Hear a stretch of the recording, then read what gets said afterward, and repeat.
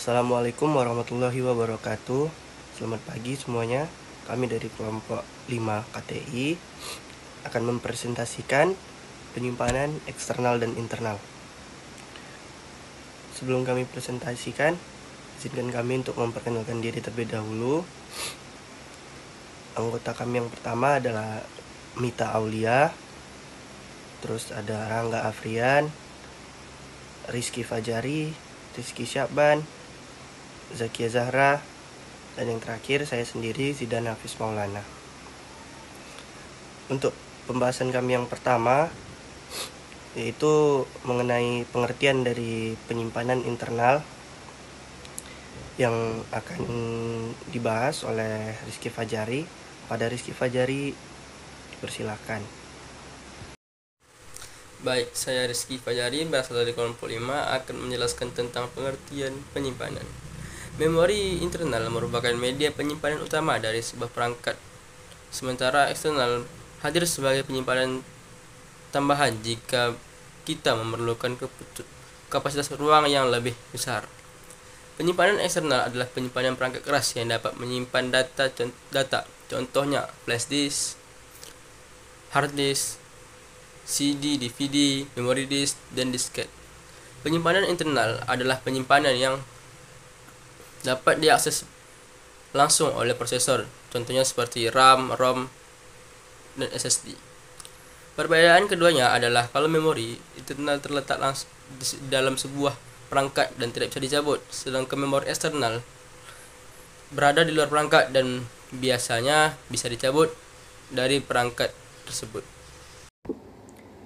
Baiklah, di sini saya akan menjelaskan prinsip kerja dari penyimpanan. Yang pertama itu ada waktu akses. Untuk memori internal, waktu akses adalah waktu yang diperlukan untuk melakukan operasi baca atau tulis. Yang kedua ada waktu siklus. Waktu siklus adalah penjumlahan dari waktu akses hingga sinyal menghilang dari saluran sinyal, atau untuk menghasilkan kembali data jika data ini dibaca secara destruktif. Yang ketiga ada laju pemindahan atau transfer rate. Transfer rate merupakan kecepatan pemindahan data ke unit memori ataupun data yang ditransfer dari unit memori. Pada memori internal atau RAM, transfer rate sama dengan 1 per waktu siklus. Baiklah, di sini saya akan menjelaskan tentang jenis-jenis dari penyimpanan. Yang pertama ada penyimpanan internal. Yang termasuk dalam penyimpanan internal itu RAM atau Random Access Memory. Disebut sebagai media penyimpanan utama karena RAM pada perangkat dapat menyimpan data, aktivitas, dan perangkat lunak yang sedang berjalan. RAM menyimpan sementara data yang sedang dikerjakan. Tanpa RAM, kita sebenarnya tidak dapat melakukan apapun di komputer, seperti mengedit dokumen atau bermain game. Komputer berjalan lebih cepat dan lancar apabila RAM yang dimilikinya pun semakin besar. Namun karena RAM tidak menerima daya dari perangkat, datanya dapat dengan mudah hilang. Yang kedua ada ROM atau read-only memory. Dikenal sebagai memori internal oleh pengguna smartphone. Read-only memory atau ROM adalah chip memori semikonduktor yang isinya dapat dibaca oleh sistem. Sekalipun tidak menerima daya dari perangkat, data dalam ROM bersifat permanen berbeda dengan RAM. Selanjutnya ada SSD atau Solid State Drive. Drive ini menyimpan file atau data. Sejak pertama kali muncul pada tahun 1990-an, jenis memori internal ini memiliki kecepatan yang lebih cepat daripada dua lainnya. SSD sering digunakan sebagai pengganti ROM saat menjalankan sistem dengan RAM. Seperti halnya hard drive, SSD juga dapat digunakan sebagai perangkat penyimpanan eksternal. SSD luar umumnya dimaksudkan untuk lebih sederhana sehingga tidak sulit untuk dibawa kemana-mana. Sekian penjelasan saya tentang jenis-jenis penyimpanan internal. Penyimpanan eksternal. 1. Flash disk. Bentuknya kecil namun tersedia dalam berbagai ukuran dari 512 MB hingga model terbaru itu 1 TB atau 1000 GB. Oleh karena itu, tidak heran jika flash disk menjadi pilihan utama. Namun, flash disk sangat rentan terhadap virus yang membuat datanya tidak dapat dibaca dan tidak dapat dipulihkan. 2. Hard disk. Ada dua macam, yaitu hard disk internal dan eksternal. Prosesor menggunakan hard disk internal sebagai ROM. Sedangkan hard disk eksternal dapat dibawa kemana-mana seperti flash disk. Hard disk memiliki space yang lebih besar dengan kapasitas 500 GB, 512 GB, 1 TB, 2 TB, dan seterusnya. Hard disk sering digunakan untuk penyimpanan dan pencadangan data yang besar karena kapasitasnya. 3. Compact disk. Tersedia dalam berbagai bentuk ukuran, termasuk CD-ROM, CD-ROM, dan CD-RAW. CD terlihat seperti cakram optik, tidak seperti CD-RAW yang dapat dibakar beberapa kali. CD-ROM dan CD-ROM hanya dapat digunakan untuk membakar data sekali. Karena penggunaannya yang sangat rumit, CD mulai ditinggalkan. 4. DVD.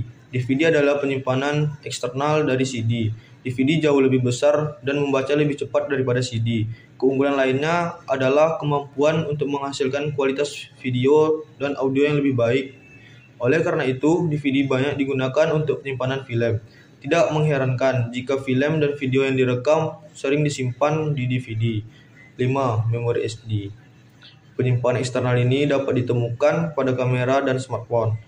Adaptor juga disertakan dengan komputer dan laptop, sehingga memori SD dapat dimasukkan ke dalam perangkat. Memori SD hadir dalam 3 jenis, yaitu kartu SD, micro SD untuk ponsel cerdas, dan mini SD untuk kamera. 6. Floppy disk.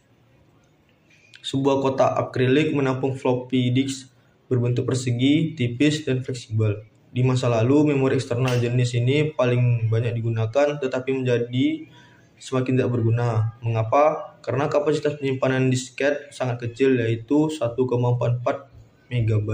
Karena kenyataan bahwa komputer modern ini tidak menyertakan drive, disket tidak lagi digunakan secara efektif. 7. Magnetic tape. Media penyimpanan berlapis plastik ini dilapisi dengan bahan magnetik. Untuk membuka pita magnetik diperlukan tape drive, yang biasanya terdapat di dalam pita kaset. Meskipun pita magnetik rentan terhadap kerusakan dan memiliki kapasitas penyimpanan hingga 1,2 TB. Jenis penyimpanan ini juga jarang digunakan. 8. Cloud Stroke. Karena manfaatnya, Cloud Stroke mulai banyak mendapat perhatian belakangan ini. Karena media ini hanya dapat diakses secara online, maka untuk mengaksesnya diperlukan koneksi internet. Cloud Stroke otomatis menyimpan data komputer. Anda tidak perlu khawatir jika tidak sengaja menghapus data penting, karena beberapa penyedia Cloud Stroke menawarkan fitur restore. Penyimpanan cloud semakin populer di kalangan bisnis. Menggunakan penyimpanan cloud terbaik seperti Filebox, Cloudmatica, Anda juga dapat mengatasi kemajuan teknologi. Fitur pemulihan file telah ditambahkan ke Filebox, memungkinkan untuk memulihkan file yang secara tidak sengaja terhapus atau rusak oleh ransomware.